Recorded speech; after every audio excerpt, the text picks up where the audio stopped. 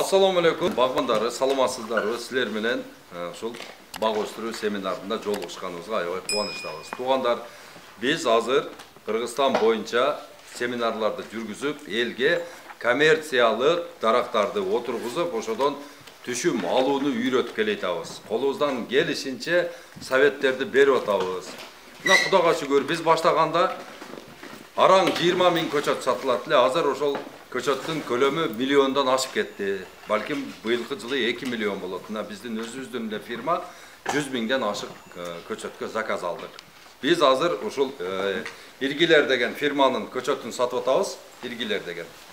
Анан кийин Мегафидан деген бар. Эки фирманын көчөтүн сатабыз. Булар менен биз байланышып иштегенибизге 2019 жылдан бери ушулар менен иштешип келатабыз. Мына ушул жерде Аравандын территориясында бир кеминде дегенде ушул биздин көчөттөр менен где-то бир 30-40 гектардай ушул Ош облусунда 70ден ашык гектар жер бак болду да. Мына ушул өзүңөрдүн иниңер бар, Музафар деген агроном, Түркиядан бүтүп келген жигит бар. Мына ушул жигит бардыгына ушул көчөттү үйрөтүп, ушулну турецкий көчөттөрдү үйрөтүп туруп, мына элдин бардыгын ушуга өткөзүп атат. Себеби дегенде, биринчиден бул көчөттөрдүн тамырлары ар кандай болот да. Суук жерге түшө турган тамыр бар, ысык жерге түшө турган тамыр бар, кайракы жерге түшө турган тамыр бар. Анан кийин мына суу куруп кетип аткан жерлер болсо, 10-апрелден кийин дагы гүлдөй турган көчөттөрдү презентация кылып, бардыгына таркатып атабыз. Мына азыр Кудайым буйруса 2 күндөн кийин биринчи КАМАЗыбыз келет. Мына ошол жерде пробага отдельный бир 3000 көчөт салып койгонбуз. Ким каалай турган болсо, мына ошол ысык жакка түшө турган бизде эмне шабдалынын бир канча түрлөрү бар. Шабдалынын ар кандай нектариндер бар. Эми бири-биринен сулуу да. Бири-биринен чырайлуу, бири-биринен жакшы. Анан кийин ушул сразу эле ушул сливанын түрлөрү бар. Мына майдын 15-inde пыша турган сливаларыбыз дагы бар. Анан октябрда пыша турган дагы шафталыларыбыз дагы бар да. Октябрда пышат. Октябрда пыша турган мына сливалардын ар кандай түрлөрү бар. А мына болсо алмаларыбыз. Ысык жакка дагы түшө турган азыр бизде Golden Delicious деген алманы бардыңыздар тааныйсыздар. Сап-сары сонун алма болот го, ошонун эрте пышары келген. Ал деген эмне? Июлдун башында бышаттагы ошол иш жерде алма жок малда пышат. Ошодон силерге рекомендация, ошону алып отургузуңуздар. Анан кийин 15 күндөн кийин бышат турган Галавал деген кып-кызыл алмабыз бар. Базардын башында турса, ылдыйдагы адам көрөт да, баягыны. Уже алгысы келет. Мына ошол алманы биз өзгөнгө отургузуп, видеосун дагы салып коем силерге. 0550 менин номеримди жазып алгыла. 0550 20 0007 менин номерим. Араван багбандарына кошуп кой десеңиздер, мен силерди кошуп коем. Араван багбандарында ошол жерде биз постоянно информация берип турабыз, ошону силер да изучать этесиздер. Адан сырткары бизде мына ошол эмеге түшө турган өрүктүн сорттору бар. Мына Рубиста деген өрүгүбүз бар. Ол деген мына майдын 10-ында бышат. Приция дегени бар, майдын 15-inde бышат. Анан кийин Прунус деген сорту бар, ал майдын 20-сында бышат. Мына эрте быша турган, мына силердин чөлкөмүңөргө түшө турган бул эрте бышарга аракет кылыңыздар силер. Силер күзүндөсү же ортодо бышырган аракет кылбаңыздар. Күзүндөсү ол мына тоо жактарда толтура болуп бышаттагы ал неценный болуп калат. А силер болсо жалаң мына ушул майдын башынан баштап ушул июлдун 20-сына чейин быша турган бардык ушул мөмөлүү дарактарды отургузуңар керек. Эгерде силерге акча керек болсо, силер деген ушунун илимин алышыңар керек. Бизде деген сонун окута турган методикаларыбыз бар. Ошол сабактарды силер алышыңар керек дагы. Эртеге эч кимге зарыкпай, эч кимге бирөөгө бир пул сурабай, ошол эле 10 сотик жериңиздерден силер 1 жыл жей турган тамагыңарды жасап аласыңар туугандар. 1 жыл силерге, мисалы үчүн күнүгө 1000 сом иштете турган үй бүлө болсо, күнүгө 1000 сом иштете турган болсо, ошону 10 сотик жерде силер ошону алып аласыздар. 365 000 сом алып аласыңар дагы, ошону жылы бою жеп, ошол бактарактын түбүн карап, зыянкечтери менен күрөшүп, ошол жерге суу берип, даракты деген мындай карап жашай бересиңер. Ошон үчүн мен силерге айтып атам, колуңардан келишинче илимин алгыла. Илим алыш үчүн мына биздин WhatsApp группаларга кирип, мына Ошто семинар болот. Түркиядан чоң профессор алымдарды алып келип, ошол жерде сабак өтүп атабыз. Ошол сабактарды алган кишилер бардыгы уже эмесин өзгөрттү да. Өзүнүн багбанчылык боюнча кылып аткан иштери боюнча өзгөрттү. Даже 5 жылдык алмаларын жулуп таштап туруп, мына ордуна уже головал отургузуп атат. Себеби дегенде булар түшүндү. Ал зимний алманы отургузуп алган, аны деген мында кармап туруп мыкчый турган болсо, жайда пышкан малында. Ал деген аталасы чыгып калат да. Аны деген сактай албайт, ичине кара кирип кетет. Аны товардын эч нерсе жок. А головал отургуза турган болсо, головал аябай таттуу алма. Жепкенде сочный болот. Анан несі жакшы, мына биздин чок güzel, анан кийин дагы бак алма, мына мисалы үчүн 1 апта, 2 апта сактай турган болсок, а бул болсо холодильникте апрелге чейин дым этпей тура берет.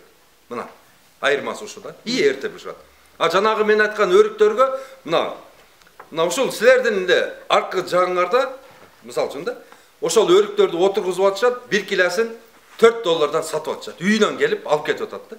А biz ошол границанын да bir канава, bir зымдын берагында эле отурабыз дагы, биз кыйналып, башка бир иштер менен заниматься этип атабыз да. 1 гектарга пахта эгип алабыз, анын пайдасы $1000. А 1 гектарга эгерде головал деген алма отургузуп алсаңыз, 50 тонна алма бере турган болсо, 65 тонна сатсаңыз 3 миллион сом акча. 3 миллион каякта и 100 миң каякта.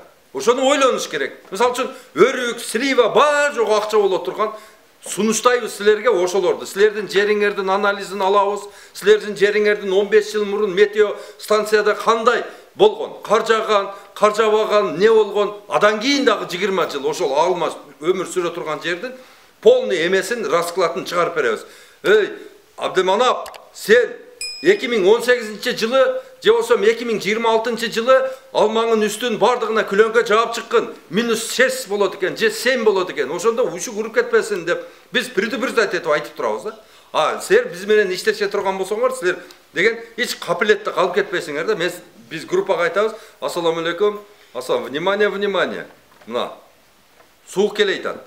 Мына ожидается утром от 4 часов до 6, 2 часа будет держать, или 1,5 часа, или час будет держать.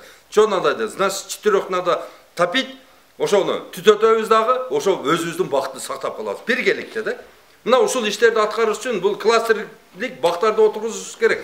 Бирөөң слива, бирөөң болсо алма, бирөөң неме бар жокто отургузуп алсаңар, бир машинаны мына араванын центрине коюп туруп, окшош алма салып бергилесем, жок. Окшош өрүк салып бергилесем, жок. Окшош слива керексем, жок. Тура? Жок. Ошон үчүн араванды тандап туруп, экте баягындай тез сатыла турган, эрте быша турганга өтүш керек. Шапталы менен же сливага, же өрүккө 3 позицияны кармаш керек да, анан көзгөгө сата турган кылып туруп, мына суу ончо чыкпай турган жерлерге 10 апрелден кийин гүлдөй турган таш бадамды эгип беришибиз керек. Мына болду. 3 нерсе менен эле, 4 нерсе менен эле аравандын бардык экономикасы өзүнөн өзү дамыгып кетет.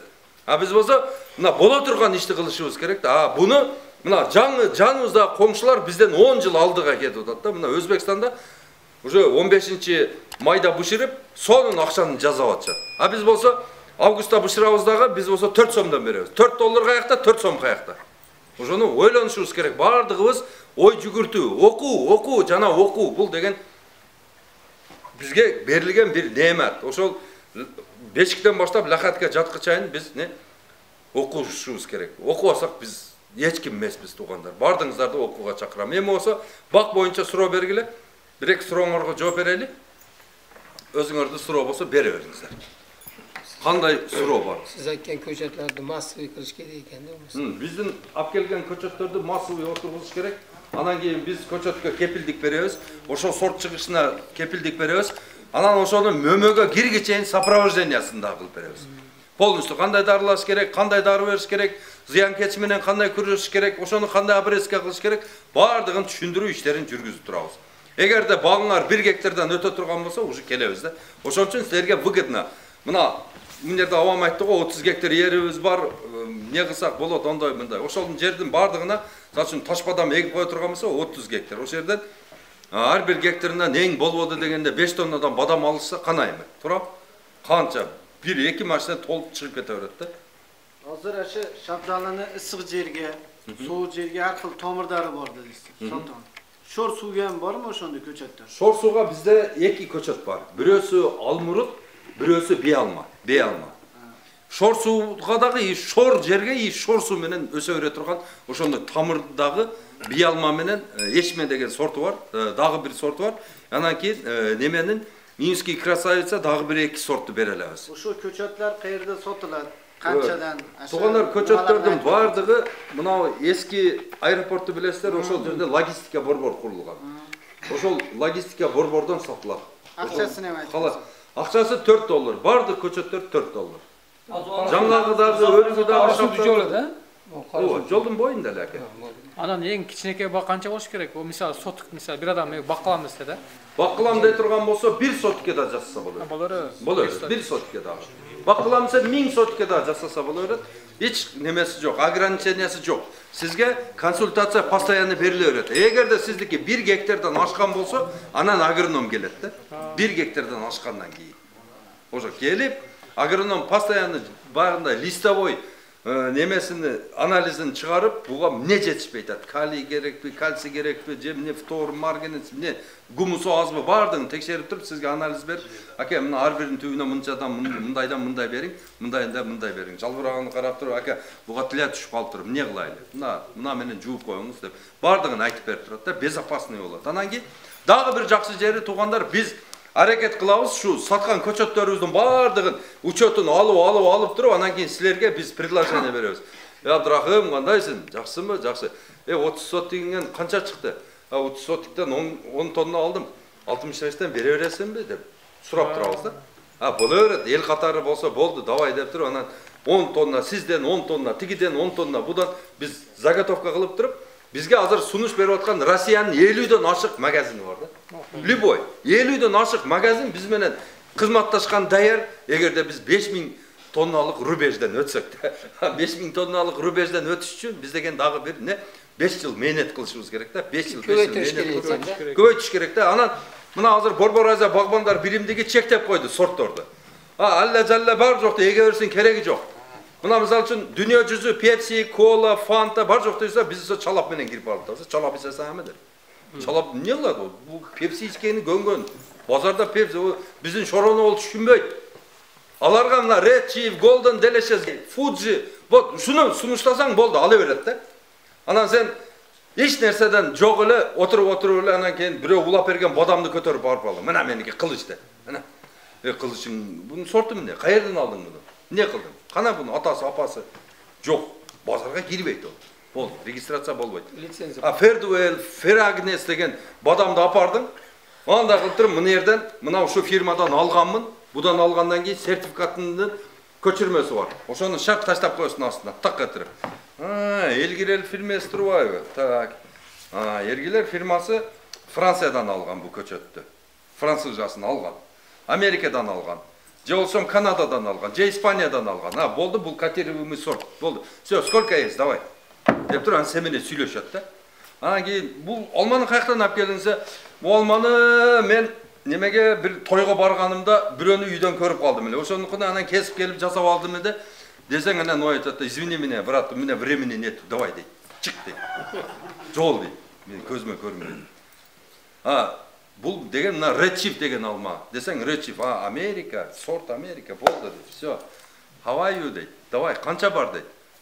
Төлөйт сага, доллар менен төлөйт. Багалман апар, чок güzel апар, деме, бул реестрден өткөн эмес сорттор да булар. Эч нерсе кыла албайсың аны. Өткөзө албайсың. Мына границадан нарака өткөндөн кийин эле жетим болуп калат, эч кимге кереги жок. Булардын атасы, апасы бар. Мына ушул жердеги бардык ушу сортторго төлөнгөн, акчасы төлөнгөн ушуларга. Ушуларды чыгарган профессорлорго пул төлөнгөн. Ушуну иштеп чыккан селекционерлерге пул төлөнгөн. Бул деген полный халал, отвечаю деген сорттор булар. Ушуга экологически таза. Экологически таза анан кийин. Ошон үчүн бардыгыңыздарды туугандарым, бактарды, эски бактарды бешавкат болгула, полный алгыла, тазалагыла, жерди дезинфекция кылгыла, жерди даярдагыла. Экинчи жылы, үчүнчү жылы, төртүнчү жылы түшүм бере турган бардык көчөттөрдү силерге берели, ошону отургузгула. Бизде келиркеге Кудай кааласа быйыл 40 000 көчөт под реализацию таркаттык. Келиркеге биз уже 200 000 көчөт сурап атабыз под реализацию. 1 жылга коюп беребиз, 1 жылдан кийин акчасын бересиздер. егіп алғаннан бір жылдан кейін. Мына 40 000 көчет тарқаттық, ошо біз тарқатқан көчеттің хозяиндары сүйініп отырышады. Оппа, мына мен капелька қойып алдым. Оппа, мен тосып алдым деп сүйініп отырышады. А секин төлеп қойышады. Мына, ошон үчүн бардыңыздар да айтамын. Бак кылгыла. Кыргызстанда башка иш калбады акелер, Башка иш калбады. Бак кылайлы бардыгыбыз. Енді жүкардегілері рұқсат беріш керек еді бақ қырышке. Бак кылганы уже үлүшкө рұқсат берилген 2018 Жоқ, жылы. мен бақ қиямын, азыр бұзып салыяқ деді. Ким бузду сиздин багыңызды? Сіз хабарыңыз бар, Ондой болуш керек. Ограждение. Ограждение. Азыр мен бите комиссия бар. Комиссияны бар. Рабочий проект чечели болсо бергиле. Мен бир нерсе айтып коеюн, маалымат иретиндечи. Урматтуу мына жыйынга катышуучулар 390 чыкты. Баягы фонддун жерлерин келишиз мамлекеттин менчигиндеги 75% жерлерди айыл чарба кооперативтерине деп атпайбы?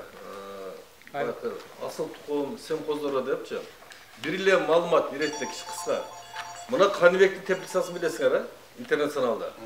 Азыр 80 сотиктен 4 месине 24 миңден көчөт экти помидорчу. Эгер ошол жерде эми 320 сотик чыгып атабы, 320 сотик жеринен азыр биздин расчет боюнча эгер 5 киладан алсачы, 2 сезон 2 урожай алат да алчы. Эрте жазда и күздө алат. 50 миллион доход кылат да. Мамлекеттин максаты ошого барыш керек болуп атат.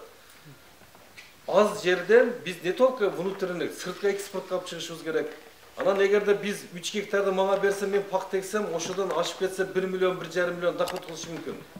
1,5 миллион каяктайбы, 50 миллион каякта болот атпайбы? Анан ошол эле мезгилде Каныбекте 20-30 адам постоянно иштеп атат. Эми мына Абдулла Ташевич айткандай, келечекте бизден ошондой интенсивный метод көтүшүбүз керек да. Аз жерден бул киши айткандай жакшы көчөттөрдү эгип, азыр Германиядан келди бизде. Бул 3-4 жыл болуп калды. Баягы черный слива мен айтып бергем.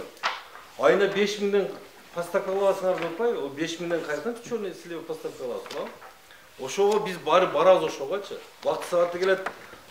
Бул жак айткандай мурдакы эгип койдум бербей атат дегенден кетишибиз керек. Уход кылып ошол жерден энный сумма пайда табышыбыз керек да, ошого барышыбыз керек.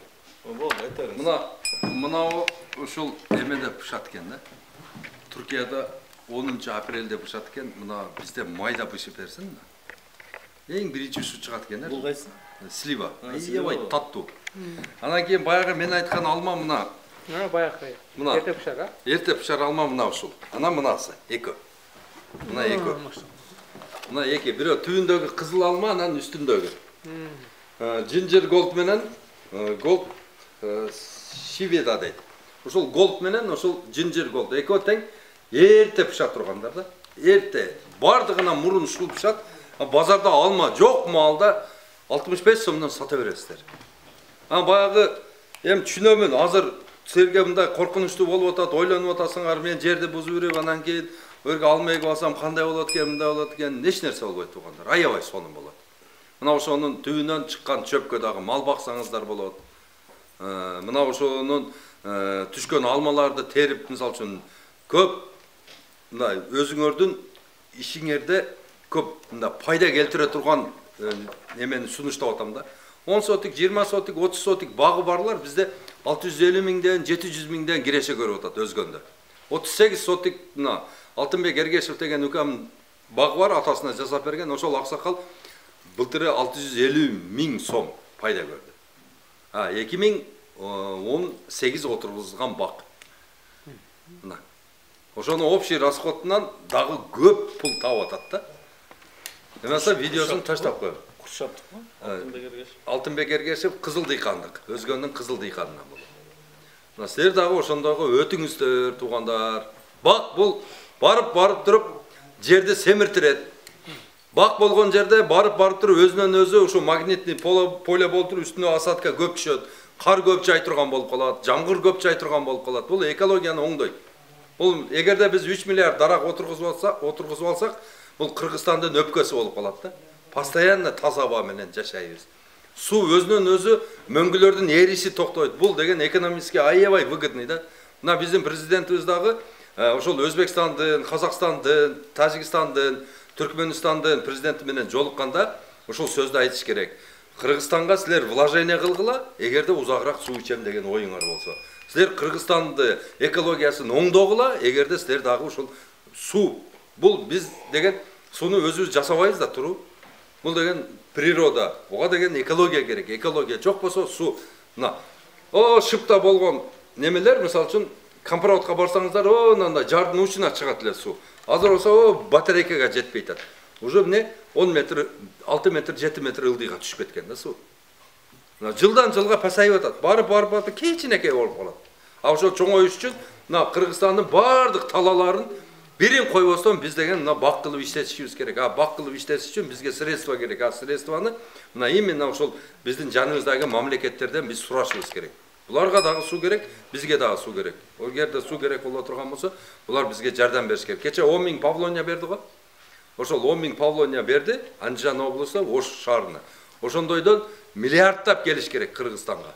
Мына ошондо анан кийин бизде экология өзүнүн калыбына келет дагы, жаз жаздай, күз күздөй, кыш кыштай болот. Мына көрдүңүздөр, экология глобальный потепление келип, быйыл карды 2 жолу көрүп калдык. Туурабы? Араванда кандай карлар жаачу эле, эсиңердеби? Мектепке бара албай калат элек го биз. Мектепке чыга албай калат элек. Мына ошол маалда дарактарды бардыгын союз кеткенден кийин ар бирибиз жок дегенде 4төн дарак кыйдык. 7 миллион киши болсо канча миллион даракты кыйып бирдик биз. Туурабы? Мына жок кылып бирдик. Мына ошону кайрадан калыбына келтирүү. Мына эмеде мусулманчылыкта дагы айтылат экен. Bir жылда 70 дарак отургузуу бул мустахап амал экен да. Ошо мустахап амалыбызды жасашыбыз керек туугандар. Бардыгыбыз. Жөн эле бир кошунабызга турабы? Ассаламу алейкум, Надырбай кандайсың? Жакшысыңбы? Жакшы. Мына жерде бошот. Мен сага бир хадия кылайын. Эмне хадия кыласың? Турецкий сага зор шафталы отургузуп берейин, досум. Мына 10 сотик жерге досум 200 шафталы батат экен. Бу жерден 30 килодан алганда 6 тонна шафталы сатып турасың. Кийин боп кеткенде пулду мага кайтарып бересиң, майлыбы?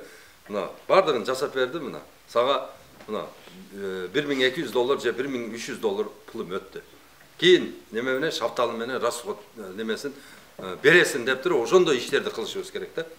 Ол анан кийин о шапталынан байып алып туруп, ол башкага кылып берет. Ошентип эстафета уланып кете берет да. Ошон үчүн бардыгыңызды айтам. Бак отургузуш үчүн өзүңүн жериң шарт болушу керек эмес. Бак отургузуш үчүн өзүңдүн көчөтүң шарт болуш керек эмес.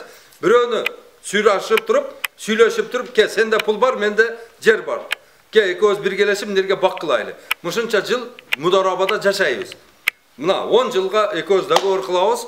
Sen pulundu çıkarıp bütkönden keyin anan başka bir ömeye muzaraba kıla öresin. O koçay mınday deyip durup, ошондой kılıp baktardı kılışımız gerek tuğanlar. Hazır şarda kança bir tuğanlarımız жүрөт, turap? Bir toyga $500, $1000 aparıp çaç verip atacak. Ha ошолор sen жериңe kelip durup 20 sotik, 30 sotik жериңe bak oturguzup koysa sen şarga alma jönöte öresin, turap? Almanı beker jey beret o. Dostum mına sen dolen mına 2 tonna alma çıktı. Mına 1 tonna seniki de 5 sotik жерге alma kıldır ошону берип берсең, ол дагы сүйүнөт, сен дагы сүйүнөсүң. Ол акча өсө берет да. Тойго жумша берди, ол кетти. Дагы бир нерсеге жумша берди, ол кетти. 1000 деген инвестор болом деген шаарда адамдар бар. Бишкекте, Ошто жер болсо бак кылам деген. Мына ошолордун менен бирге диалог кылышты үйрөнүшүбүз керек да. Чалып, звонт этип, тууганым, элдин бардыгы туугандары ошондой кылып бак эгип берип атат экен. Ке сен дагы мага бак эгип бер деп мамиле кылышты үйрөнүшүбүз керек. Жөн эле жүрө берсең, ол дагы жөн эле жүрө берет да. Ошон үчүн чалышып, туганчылык ошону менен туугандар. Эми гапты кыскартайлы. Чоң рахмат келгениңерге. Алла разы болсун. Жакшы сүйлөштүк. Анан калган суроолорду мен телефонумду жазып алдыңыздар, ошону менен бере бересиздер. Ассаламу алейкум. Ажака бир дуа. Амин. Allah Teala akıbatımıza her birisini imanını sonlamak. Чоң рахмат.